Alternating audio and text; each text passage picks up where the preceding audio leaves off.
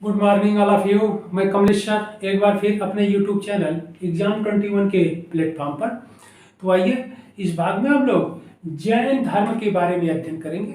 जैन धर्म के बारे में हम लोग अध्ययन करेंगे और इससे संबंधित महत्वपूर्ण तथ्यों को देखेंगे जो आपके एग्जाम के लिए बहुत ही इम्पोर्टेंट है। तो आइए हम लोग स्टार्ट करते हैं। देखते हैं जैन धर्म के संस्थापक ऋषभ देव माने जाते हैं या ऋषभ देव हैं, ध्यान रखिएगा आप लोग, जिन्हें जैन धर्म में इन्हें प्रथम तीर्थंकर कहा जाता है। जैन धर्म में कुल 24 तीर्थंकर हुए। ठीक, जैन धर्म में कुल 24 तीर्थंकर हुए, जिसमें प्रथम तीर्थंकर ऋषभ देव को माना गया है और यही जैन धर्म के संस्थापक भी हैं। तो आइए इनके बारे में देख लेते हैं, लेकिन इसके पहले थोड़ा सा इस बात पर भी हम लोग ध्यान देते हैं कि आखिर में जैन धर्म के ओरिजिन के पीछे रीजन क्या थे, कारण क्या थे। जैन धर्म के प्रकाश में आने अथवा उत्पन्न होने के पीछे कारण क्या थे, उन कारणों पर थोड़ा विचार हम लोग कर लेते हैं। बहुत शार्ट में आप लोगों को बताएंगे क्योंकि ज़्यादा समय न नुकसान हो, क्योंकि ये सब मेंस की क्लास में डिटेल सब होता है। यहाँ पर इतना आप लोग जान लीजिए कि जैन धर्म के उदय के पीछे जो कारण है वह वैदिक धर्म है। वैदिक धर्म में हम लोगों ने देखा कि वैदिक धर्म को पूर्व वैदिक काल और उत्तर वैदिक काल करके दो भागों में विभाजित करके अध्ययन किया जाता है और विभाजन का कारण भी हमने बता चुके हैं। जो लोग नहीं देखे हैं पीछे के वीडियो देख लेंगे। तो पूर्व वैदिक काल में हम लोग देखे कि धर्म का स्वरूप पूर्व वैदिक काल में आर्यों के धर्म का स्वरूप बहुत सरल था। ठीक है, बहुदेववादी था और मंत्रोपासक था। मंत्रों के द्वारा केवल ईश्वर की उपासना की जाती थी या प्रकृति की शक्तियों की उपासना की जाती थी, ऐसे समझ लीजिए आप लोग। पूर्व वैदिक काल में धर्म में जटिलता नहीं आई थी और पूर्व वैदिक काल में धर्म में न यज्ञवाद था और न ही बलि प्रथा थी। लेकिन उत्तर वैदिक काल में हम लोग जब धर्म का अध्ययन करते हैं या धर्म को देखते हैं तो फिर धर्म का स्वरूप जटिल हो गया। क्यों जटिल हो गया? क्योंकि धर्म में यज्ञवाद का प्रचलन हो गया और बलि प्रथा का प्रचलन हो गया। तो यज्ञवाद और बलि प्रथा के कारण धर्म जटिल हो गया और उसी का यानी बलि प्रथा का विरोध हुआ और आगे चल करके बलि प्रथा का विरोध होने लगा, जिसके कारण या जिसके परिणाम स्वरूप इस नए धर्म का उदय हुआ। और इस नए धर्म के उदय के पीछे मूल कारण यही था, यज्ञवाद और बलि प्रथा। यानी जब वैदिक कालीन धर्मों में रूढ़िवाद का या जटिलता का प्रवेश हो गया तब फिर उसका विरोध हुआ और फिर एक नए विचारधारा का अथवा एक नए धर्म की ओरिजिन हुई, जिसे जैन धर्म के नाम से जाना गया। तो आइए हम लोग देखते हैं। जैन धर्म के संस्थापक ऋषभ देव थे।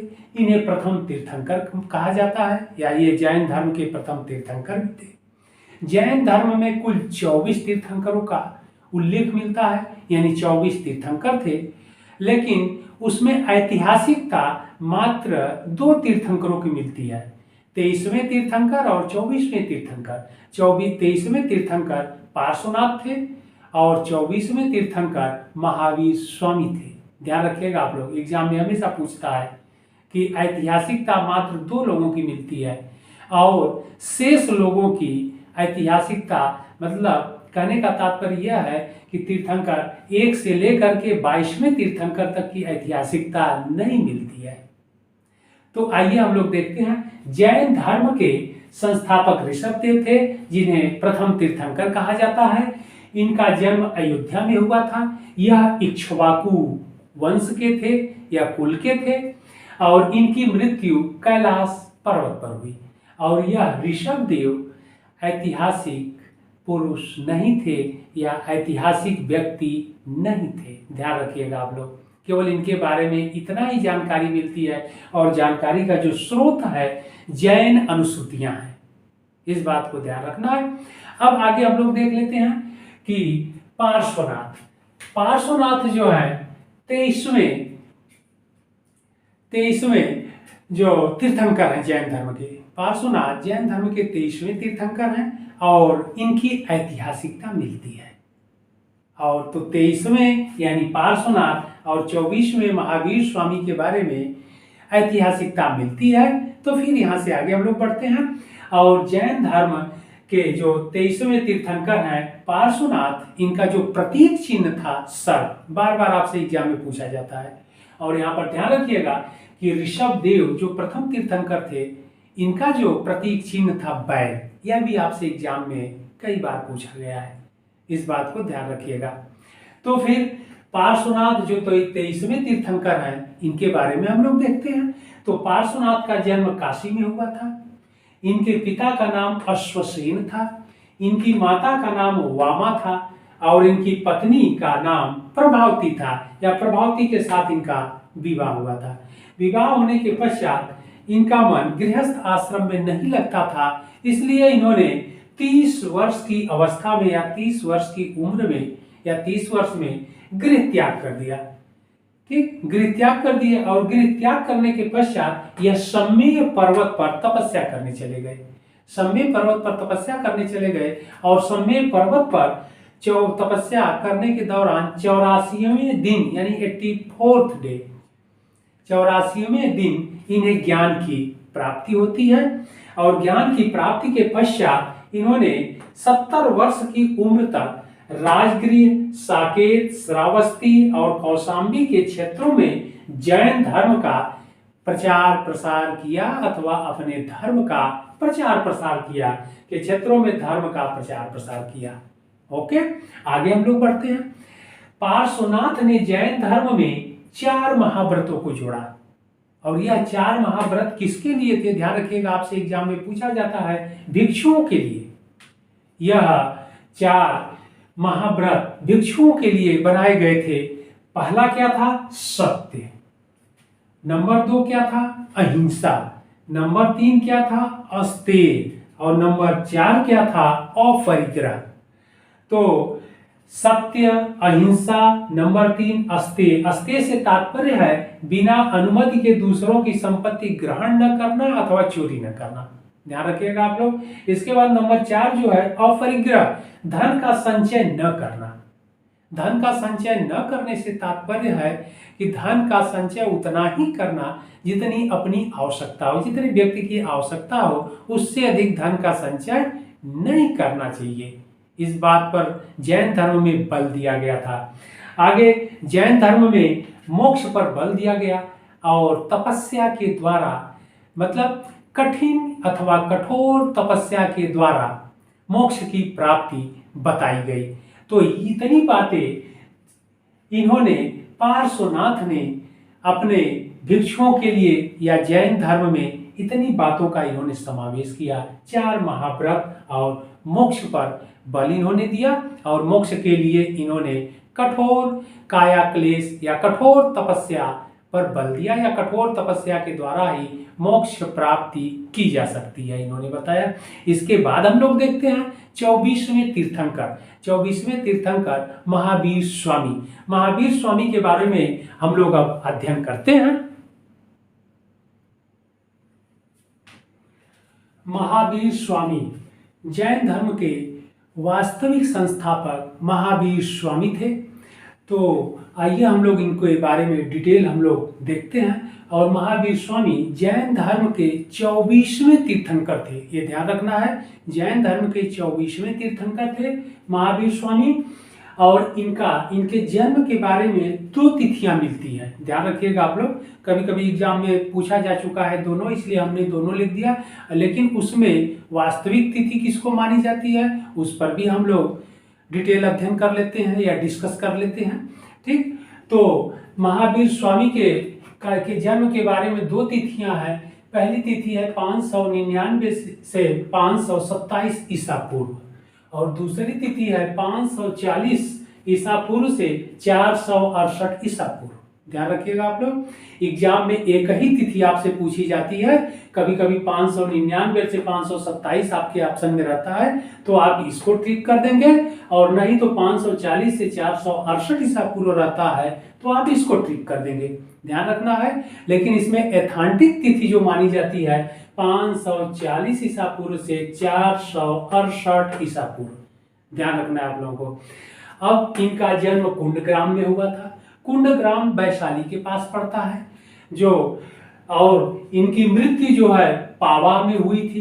पावा जो सृष्टिपाल राजा थे उनके महल में हुई थी, उनके महल में हुआ था इनकी मृत्यु 72 वर्ष के उम्र में। तो ध्यान रखना है, ये सब सारे इंपॉर्टेंट पॉइंट हम लोग डिस्कस कर रहे हैं। एडिशनल पॉइंट पर विशेष डिस्कस हम लोग नहीं करेंगे, क्योंकि आप लोगों को टू दी पॉइंट चाहिए, और टू दी पॉइंट तथ्य ही आपके एग्जाम में पूछे जाते हैं।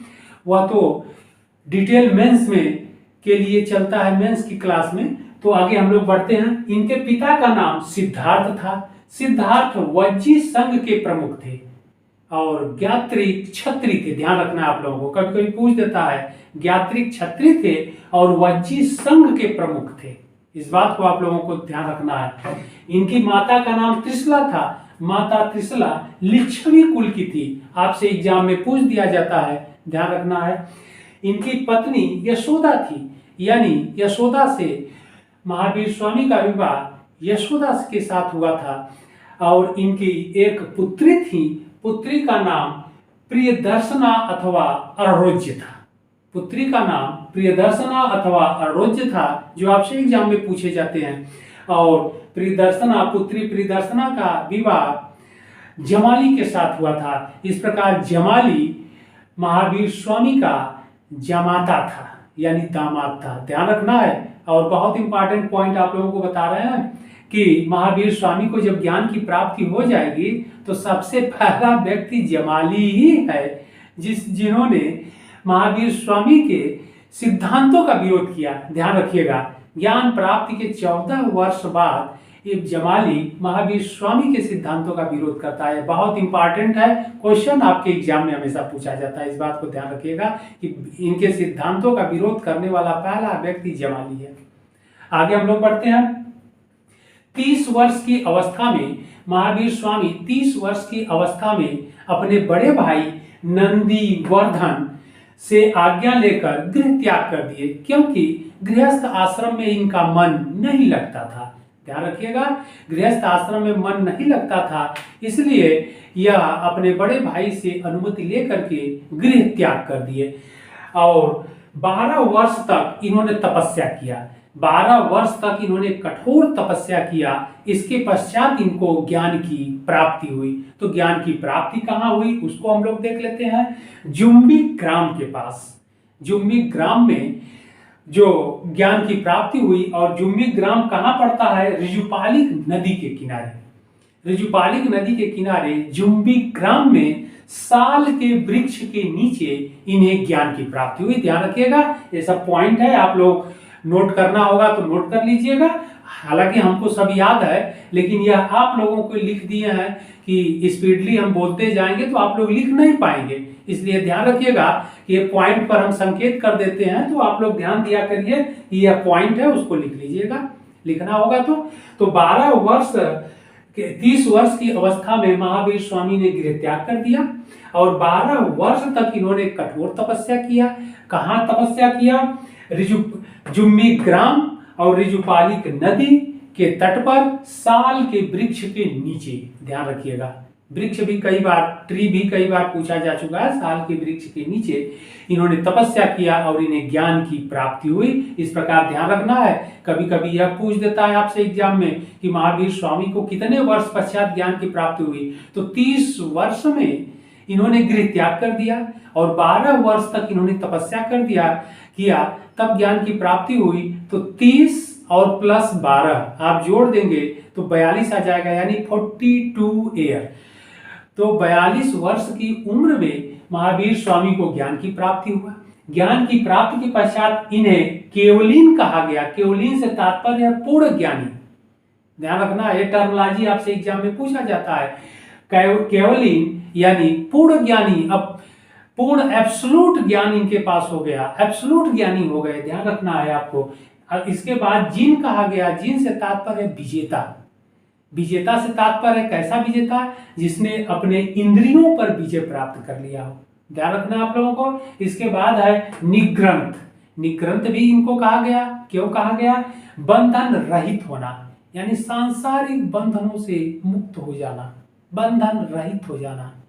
ठीक है, आगे हम लोग चलते हैं। ज्ञान प्राप्ति के पश्चात 30 वर्षों तक इन्होंने जैन धर्म का प्रचार प्रसार किया। ज्ञान प्राप्ति के पश्चात, तो ज्ञान प्राप्ति इनको 42 वर्ष की उम्र में हुई और 30 वर्ष तक इन्होंने जैन धर्म का प्रचार प्रसार किया, यानी 30 प्लस कर देंगे तो 72, 72 साल के उम्र में इनकी मृत्यु हो जाती है। मृत्यु हम लोग देख चुके हैं, पावा में हुई, श्री राजा श्रीस्तिपाल के महल में होती है, ध्यान रखना है। इस प्रकार 30 वर्ष तक इन्होंने जैन धर्म का प्रचार प्रसार किया और जैन धर्म का प्रचार प्रसार किया। आगे हम लोग देखते हैं, चलते हैं कि जैन धर्म में इन्होंने पंच महाव्रत के सिद्धांत का प्रतिपादन किया या पंच महाव्रत का प्रतिपादन किया। ठीक है, और इसके पहले जो पार्श्वनाथ थे उन्होंने 4 व्रत का प्रावधान किया था। ठीक है, तो 4 महाव्रत उन्होंने रखा था, लेकिन यहाँ पर पंच महाव्रत, यहाँ पर आपसे एग्जाम में पूछा जाता है, तो महावीर स्वामी ने पंच महाव्रत का प्रतिपादन किया। इसमें क्या है देख लेते हैं। तो सत्य है नंबर 1, नंबर 2 अहिंसा है, नंबर 3 अस्तेय है, नंबर 4 अपरिग्रह है और नंबर 5वां ब्रह्मचर्य है। तो 4 तो महावीर स्वामी का है, सत्य, अहिंसा, अस्तेय और अपरिग्रह, जो हम लोग डिटेल अभी हम लोग देखे हैं उसको।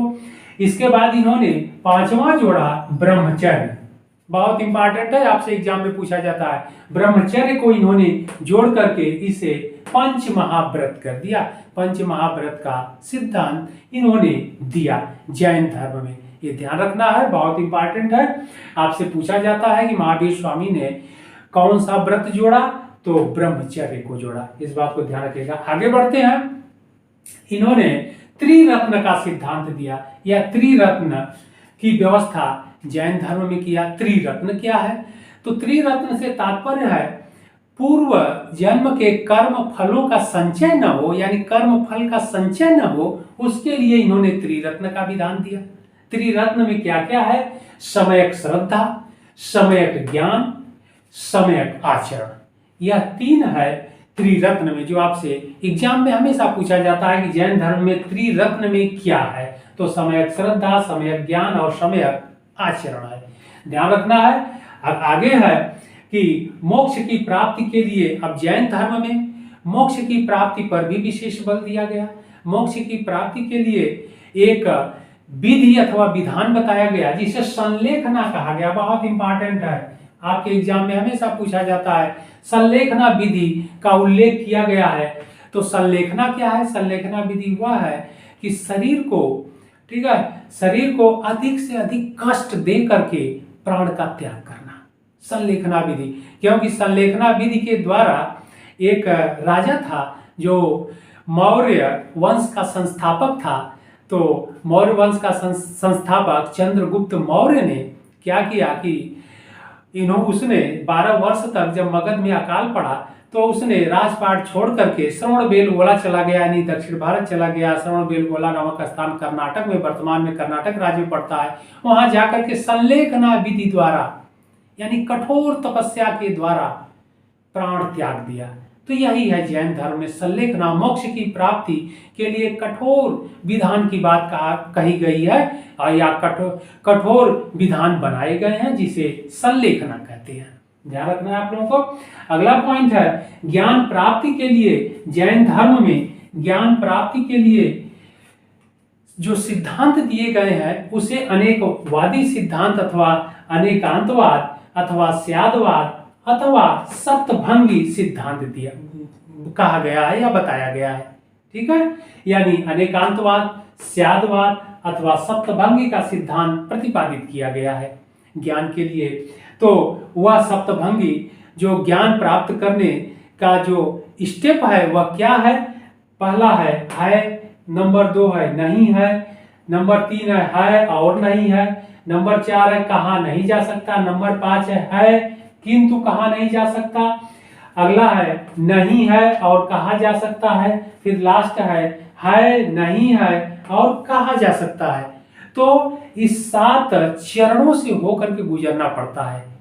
ज्ञान प्राप्त करने के लिए जो साधन बताया गया है वह 7 चरण बताए गए हैं। इसके बाद ही व्यक्ति जो है कैवल्य यानी पूर्ण केवलीन यानी पूर्ण ज्ञानी होता है। तो इस प्रकार जैन धर्म का ये महावीर स्वामी से संबंधित, जैन धर्म से संबंधित महत्वपूर्ण तथ्यों को हम लोग देखे और महावीर स्वामी की मृत्यु के पश्चात इनके अनुयायियों ने इस जैन धर्म के सिद्धांतों और नियमों को जो महावीर स्वामी द्वारा परिमार्जित किया गया था उसे आगे बढ़ाया और इसीलिए जैन धर्म के वास्तविक संस्थापक महावीर स्वामी को माना जाता है। आप लोग ध्यान रखिएगा कि जैन धर्म का वास्तविक संस्थापक महावीर स्वामी को इसीलिए माना जाता है क्योंकि जैन धर्म के सिद्धांतों को इन्होंने परिमार्जित किया और फिर अच्छे से उसे आगे बढ़ाया, उन सिद्धांतों को कंप्लीट किया और फिर इनके मृत्यु के पश्चात इनके अनुयायियों ने उसे आगे बढ़ाया। लेकिन 200 वर्षों के पश्चात जैन धर्म में एक की संगति यानी काउंसिल स्थापित की गई या काउंसिल बुलाया गया, संगीतियां बुलाई गई और जिसमें पहली संगीति जो पाटलिपुत्र में होती है उसमें जैन धर्म का पहली बार जैन धर्म में वैचारिक मतभेद हो जाते हैं। इन संगीतियों को हम लोग डिटेल में देख लेते हैं। महावीर स्वामी के मृत्यु के पश्चात उनका एक शिष्य अथवा गणधर कह लीजिए जो सुधर्मन था वह बचा और वह जैन धर्म को आगे बढ़ाया। उसके पश्चात आगे चल करके लगभग 200 वर्षों पश्चात जैन धर्म में भी विरोधात्मक विचारधारा उत्पन्न हो गई, यानी 2 विचारधाराएं ओरिजिन होने लगी। तो फिर जैन संगीतियां का आयोजन किया गया जिसे काउंसिल कहते हैं अथवा महासभा कहते हैं। तो महासभा का आयोजन किया गया और प्रथम महासभा पाटलिपुत्र में आयोजित की गई। आपसे एग्जाम में हमेशा पूछता है, पाटलिपुत्र में आयोजित की गई। उस समय मौर्य वंश के शासक चंद्रगुप्त मौर्य थे। तो पाटलिपुत्र में आयोजित की गई और उसकी अध्यक्षता स्थूलभद्र ने किया। स्थूलभद्र ने इस जैन संगीति की या काउंसिल की या जैन महासभा का अध्यक्षता किया स्थूलभद्र ने और इसी प्रथम जैन संगीति में जैन धर्म 2 भागों में विभाजित हो गया। Number 1 Shwetambar, number 2 Digambar. तो श्वेतांबर मत के समर्थक स्थूलभद्र थे। तो श्वेतांबर से तात्पर्य है ये लोग वस्त्र धारण करने के समर्थक थे, जबकि भद्रबाहु दिगंबर के समर्थक थे। दिगंबर से तात्पर्य है महावीर स्वामी द्वारा बताए गए रास्ते पर ही चलना। महावीर स्वामी ने वस्त्र का भी परित्याग कर दिया था ज्ञान प्राप्ति के पश्चात। उन्होंने कहा मेरा वस्त्र तो आकाश ही है। अब हमें वस्त्र की आवश्यकता नहीं है क्योंकि वह इंद्रियों जीन हो चुके थे, विजेता हो चुके थे, इंद्रियों पर अपने नियंत्रण हो चुका था उनका, तो निग्रंथ हो चुके थे, इसलिए उन्हें कोई आवश्यकता नहीं थी। इसलिए भद्रबाहु ने दिगंबर यानी महावीर स्वामी के दिए गए विचारों, उपदेशों, सिद्धांतों को भी अपनाने पर बल दिया, जबकि स्थूलभद्र परिवर्तनवादी थे, इसलिए इन्होंने श्वेतांबर विचारधारा पर बल दिया, यानी श्वेत वस्त्र पहनने पर इन्होंने बल दिया। इस प्रकार जैन धर्म प्रथम जैन संगीत में 2 भागों में विभाजित हो गया। फिर आगे चल करके द्वितीय जैन संगीति का आयोजन बल्लभी में होता है 512 ईस्वी में। ध्यान रखना है 512 ईस्वी में होता है और इसकी अध्यक्षता देवर्षि क्षमा श्रवण ने किया इसकी अध्यक्षता। और इसमें बल्लभी में जो जैन संगीतियां हुई या महासभा का आयोजन किया गया था उसमें जैन ग्रंथों को संकलित किया गया। ध्यान रखना है, आपसे एग्जाम में कई बार पूछा है। तो इसमें जैन ग्रंथों को संकलित किया गया। इस प्रकार यह जैन धर्म से संबंधित आप लोगों को कम समय में, शार्ट में सारे तथ्य एग्जाम से संबंधित इंपॉर्टेंट सारे पॉइंट आप लोगों को हमने बता दिया। आप लोग अच्छे से उसको देख लीजिए। कहीं अगर प्रॉब्लम हो तो आप हमसे इस नंबर पर संपर्क कर लीजिएगा, या व्हाट्सअप भी कर सकते हैं, मैसेज भी कर सकते हैं। और आप लोग इतना ध्यान रखिएगा कि मैं सिविल को पढ़ाने वाला टीचर हूँ, या सिविल को पढ़ाता हूँ, प्री मेंस इंटरव्यू एक्सपर्ट हूँ। इसलिए आप लोग हमसे जुड़िए, बहुत अधिक आपको ज्ञान दूंगा और आप लोग अपने उद्देश्य में कामयाब होंगे, सफल होंगे। श्योर एज सर्टेन आपको रिजल्ट अवश्य मिलेगा। ये मेरा अनुभव बता रहा है, पूरे गारंटी के साथ आपको कह रहे हैं। आप लोग पढ़िए, खुद ही आप लोगों को हमसे पढ़िए, खुद ही आप लोगों को लग जाएगा कि नहीं मैं कैसा पढ़ा रहा हूँ, किस तरह आप लोगों को बता रहा हूँ सारे तथ्य। तो ध्यान रखिएगा। और फिर मेरा उद्देश्य ही है सभी पढ़े सभी बढ़े, और एकदम ज्ञान मैं बांट रहा हूँ, निःशुल्क ज्ञान बांट रहा हूँ। आप लोग लीजिए, कोई दिक्कत नहीं है। और जैसे सामान्य होता है तो प्रयागराज में मेरी इंस्टीट्यूट या कोचिंग ओपन हो रही है, आप लोग आइए, पढ़िए, एकदम पढ़िए, निःशुल्क ज्ञान लीजिए और सिलेक्शन लेकर के जाइए। तो फिर अगले भाग में हम लोग मिलते हैं।